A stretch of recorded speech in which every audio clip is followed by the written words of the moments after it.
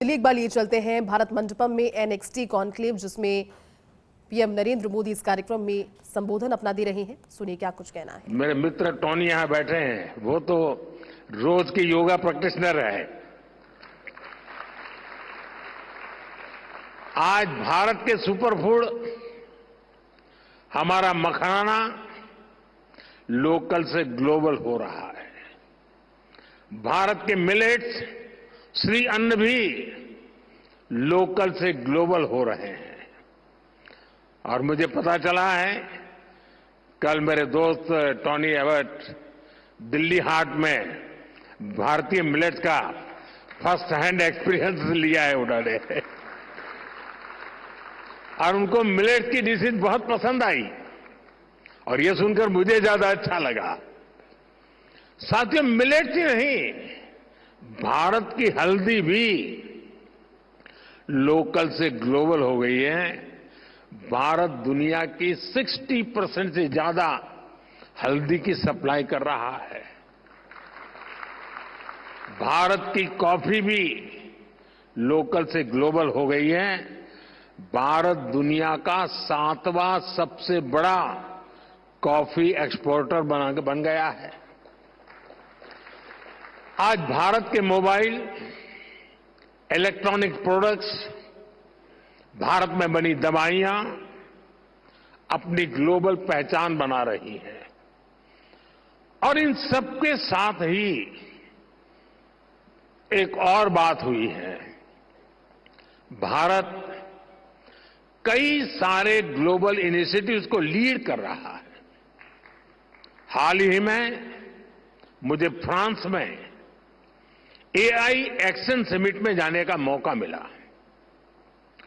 दुनिया को AI future की तरफ ले जाने वाली इस समिट का भारत को होस्ट था। अब इसको होस्ट करने का जिम्मा भारत के पास है। भारत ने अपनी प्रेसिडेंसी में इतनी शानदार G20 समिट कराई। इस समिट के दौरान हमने India, middle east, Europe corridor के रूप में एक नया इकोनॉमिक रूट दुनिया को दिया। भारत ने ग्लोबल साउथ को भी एक बुलंद आवाज दी। हमने आइलैंड नेशंस को, उनके हितों को अपनी प्रायोरिटी से जोड़ा है। क्लाइमेट क्राइसिस से डील करने के लिए भारत ने मिशन लाइफ का विजन दुनिया को दिया है। इसी तरह international solar alliance, coalition for disaster resilient infrastructure, ऐसे अनेक इनिशिएटिव्स हैं जिनको भारत ग्लोबली लीड कर रहा है। और मुझे खुशी है कि आज जब भारत के अनेक ब्रांड ग्लोबल हो रहे हैं, तो भारत का मीडिया भी ग्लोबल हो रहा है। इसी ग्लोबल अपॉर्चुनिटी को समझ रहा है। साथियों, दशकों तक दुनिया भारत को अपना बैक ऑफिस कहती थी, लेकिन आज Bharat new factory of the world बन रहा है। हम सिर्फ वर्कफोर्स नहीं, वर्ल्ड फोर्स बन रहे हैं। कभी हम जिन चीजों का इंपोर्ट करते थे, आज देश उनका इमर्जिंग एक्सपोर्ट हब बन रहा है। जो किसान कभी लोकल मार्केट तक ही सीमित था, आज उसकी फसल पूरी दुनिया के बाजारों तक पहुंच रही है। पुलवामा की स्नो पीस, महाराष्ट्र के पुरंदर फिग्स और कश्मीर के क्रिकेट बैट्स, इनकी डिमांड अब दुनिया में बढ़ रही है।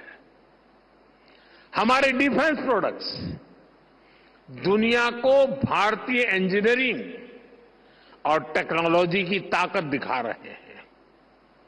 इलेक्ट्रॉनिक्स से ऑटोमोबाइल सेक्टर तक दुनिया ने हमारी स्केल को, हमारे सामर्थ्य को देखा है।